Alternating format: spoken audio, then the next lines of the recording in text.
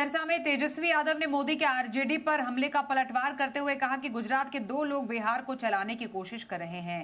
तेजस्वी का इशारा पीएम मोदी और अमित शाह पर था। उन्होंने कहा गुजरात में फैक्ट्री लगाई जा रही है और उन्हें जीत बिहार में चाहिए, लेकिन ऐसा नहीं होने वाला है।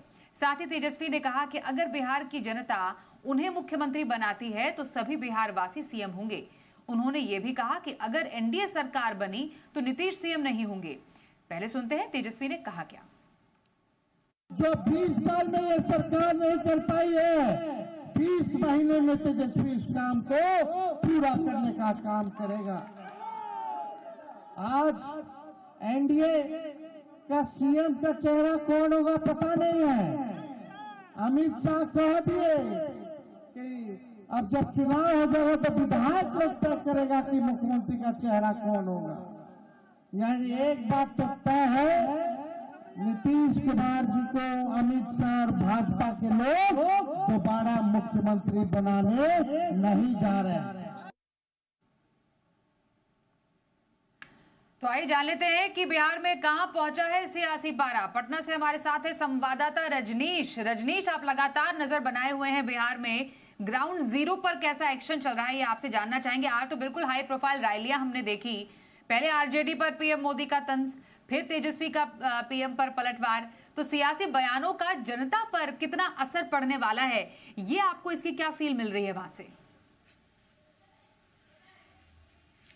देखिए, चुनाव बिल्कुल करीब आ गया है। 2 चरण में 6 और 11 तारीख को चुनाव होना है, 14 को परिणाम आ जाएंगे। और अब जो राजनीतिक दल हैं, तमाम जो बड़े नेता और बड़े चेहरे हैं, वो बिल्कुल ग्राउंड जीरो पर जाकर लोगों को अपने पाले में गोलबंद करने की मुहिम चला रहे हैं। और इसी कड़ी में आज प्रधानमंत्री नरेंद्र मोदी समस्तीपुर में कर्पूरी ठाकुर के घर गए, उन्हें श्रद्धांजलि दी और इसके बाद समस्तीपुर के मंच से ही निशाना साधा और साथ ही साथ नेता प्रतिपक्ष आरजेडी का शासनकाल और साथ ही अपनी उपलब्धि गिनाई और उन पर जमकर निशाना साधा और कहा कि जो जमानत पर लोग बाहर में हैं वो लोग बिहार बदलने की बात कर रहे हैं।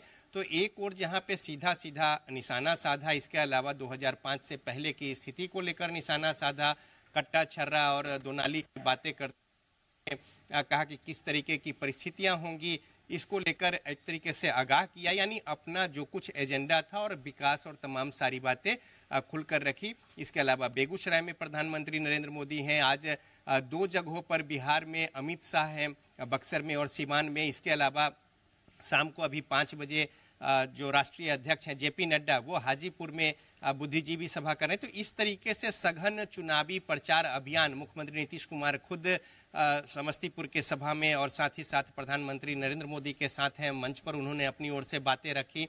दूसरी ओर विपक्ष उसी तरीके से अब खुलकर जिस तरीके से चेहरा सामने लाया गया है मुख्यमंत्री का महागठबंधन की ओर से और उप मुख्यमंत्री का चेहरा जिस तरीके से गिनाया गया है, इस बात को लेकर अब जन जन तक जा रहे हैं। और साथ ही साथ अमित शाह की जो बातें थी पिछले दिनों पटना में, उसको बता रहे हैं कि किस तरीके से जब चुनाव हो जाएगा तो मुख्यमंत्री नीतीश कुमार को वो साइड करेंगे। तो इन बातों के जरिए भी जो अति पिछड़ा वोट है, ये पूरी लड़ाई उसकी है, चाहे उप मुख्यमंत्री की घोषणा नाम का महागठबंधन की ओर से या फिर कर्पूरी ठाकुर के घर पर जाकर उन्हें श्रद्धांजलि अर्पित करते हुए बिहार में चुनावी प्रचार अभियान की आगाज जो है, इन सारी परिस्थितियों के बाद जो प्रधानमंत्री नरेंद्र मोदी पहुंचे हैं बिहार, तो समस्तीपुर से, तो इन सब के पीछे एक मैसेज है।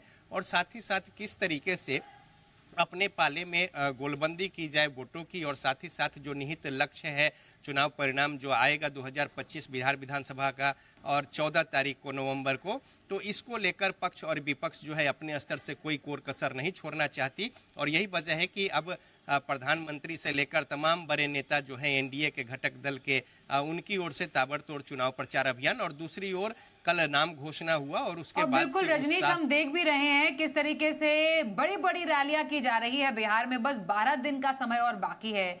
6 नवंबर 11 नवंबर को 2 चरणों में बिहार में चुनाव होंगे और 14 नवंबर को नतीजे आएंगे। उससे पहले कोई कोर कसर नहीं छोड़ना चाह रहा और हर चुनाव की तरह इस चुनाव में भी बयानों के तीर चल रहे हैं खूब। धन्यवाद करेंगे फिलहाल रजनीश ग्राउंड जीरो से रिपोर्ट देने के लिए हमें। आइए